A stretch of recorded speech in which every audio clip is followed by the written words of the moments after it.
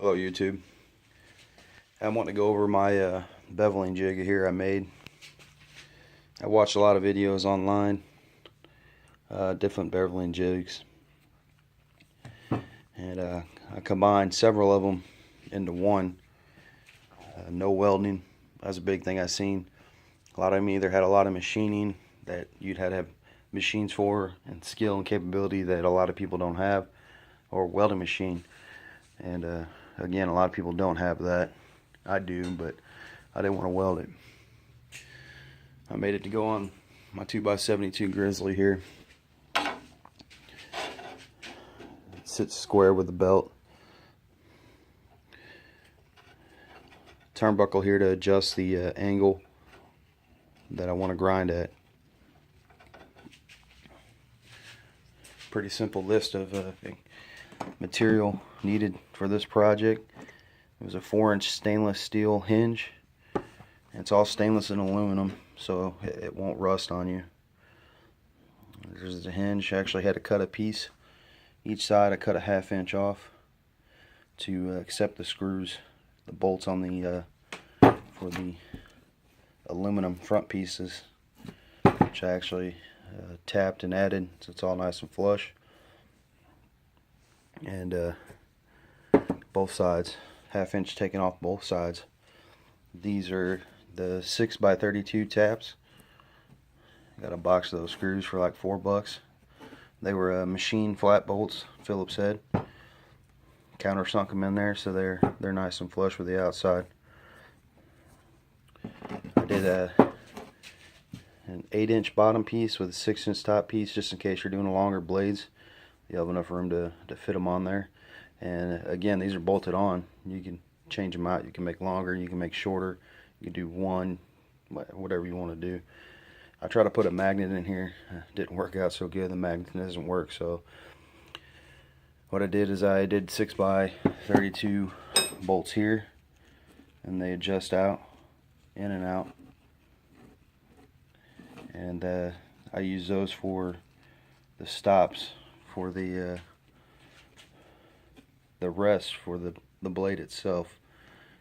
I take one in on one side, and I rest it on there, and I take the other one out to hold the blade. The blade will sit right on there, and rest right on there. To clamp it down, the magnet didn't work, so you just have to take clamp it down. Also, I did 10x24 through hex bolts here.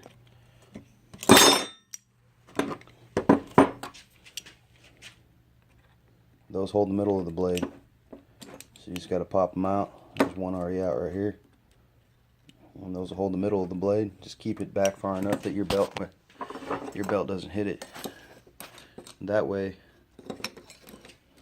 both sides of your blade sit and rest on something. The blade can pull down on it. The belt on your grinder can pull straight down on it. It's not going to come off that rest once it's clamped. Here's a blade that I ground with it. The bevel's turned out pretty nice.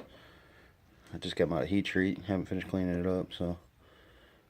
But the plunge lines are pretty good, and it worked pretty nice. This bottom piece here, it's a floor plate of some kind. I got it at Lowe's. All this I got at Lowe's.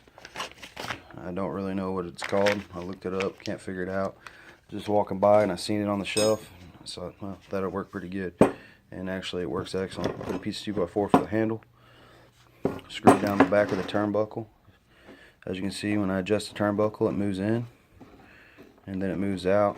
It starts to get a little stiff, so you just got to take a crescent wrench and adjust it out further. That's what the 10x24 tap is for, because this little 3/16 by 5-inch turnbuckle that I got, it's threads on it, or 10x24. Just go to your hardware store, take one of these out, put it in their nut measurement, and figure out what you got. Get the tap according to it. Put a 2-inch bolt through there, machine flat again, countersunk it into the face so it's flush. Goes right into the turnbuckle. on the back I put a lock washer and a nut that I had to cut down to fit over the hinge. And it works excellent. Holds your bevel right where you want it. It's nice and sturdy. If you have the taps already, I mean, you're looking at 30 bucks, 40 bucks maybe. It's stainless steel. I think it'll last forever. Again, here's what I bought for it. This is probably one of the most expensive pieces, the stainless hinge. It's pretty good. It's a high quality one. It's pretty good. I think it was like 10 bucks.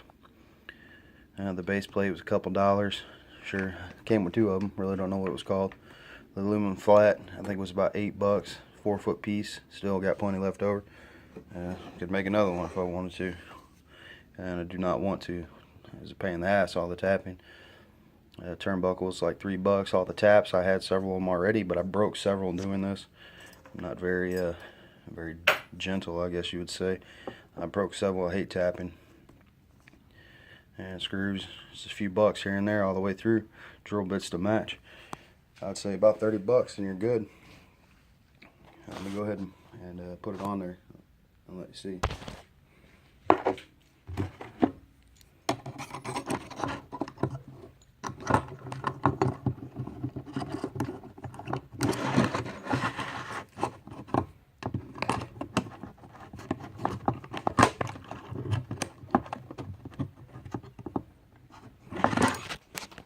Alright, there we go. It's clamped on. It's sitting down on both points there. It's nice and level. Just when you go in, you just make sure all your other adjusting screws are back so don't get hit by the belt. And you take it up. If you got a degree finder, I got this at the hardware store. And like 12 bucks. And again, you can find your degree. I'm square right now to the belt, I know that. Find what degree you like, put it on there. And when you put it on, you just get it where you want it.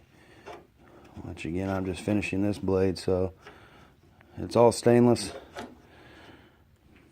So it won't rust, which I really like. Dip it in water the whole time to keep it cool.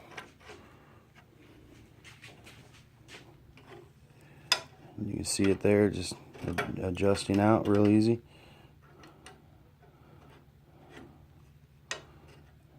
You get it about where you want it. Good thing about this turnbuckle being as tight as it is, I have to use a crescent wrench because it's not going to move on you while you're working. And once you get it there, you can fire it up.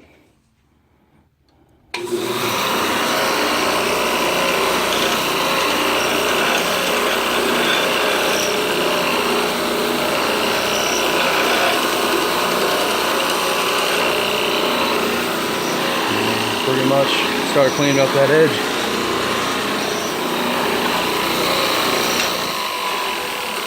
One pass there, I gotta adjust the bevel some more, adjust the degree on it. One pass there, you can see it shining it up. And again, any questions, comment. It's my first video, I'm not real good at them. I don't plan on doing many. I just wanted to share this jig.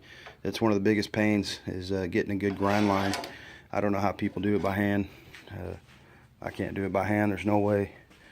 And so far this has been the best piece of equipment that I've used. I've seen a lot of really good ones, but like I said, most of them had machining, or they were just a 2x4 where you just clamp onto it and you control the bevel with a nut, so on and so forth. I thought this was a pretty easy project. Sat down and planned it out. We can get an acrylic, real nice acrylic cutting board, or order some acrylic.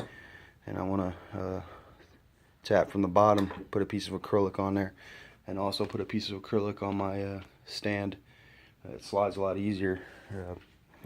The aluminum takes the heat away from the blade, but still, especially if you heat treated it already, I'll quench it after every pass. I'll put it in the water. It's just water, and you put a stand for your bucket. You don't even have to bend over. You just dip it in there, continue on, keep the blade cool. There's no reason to overheat it. Even with the aluminum and other things you can add to keep it cool, there's no reason to push it. You put all that time into it, you might as well just quench it off, and that's why it's all stainless and aluminum anyway. It's not going to rust. All the bolts, all the fixtures, everything stainless and aluminum. So, all right, well, thank you.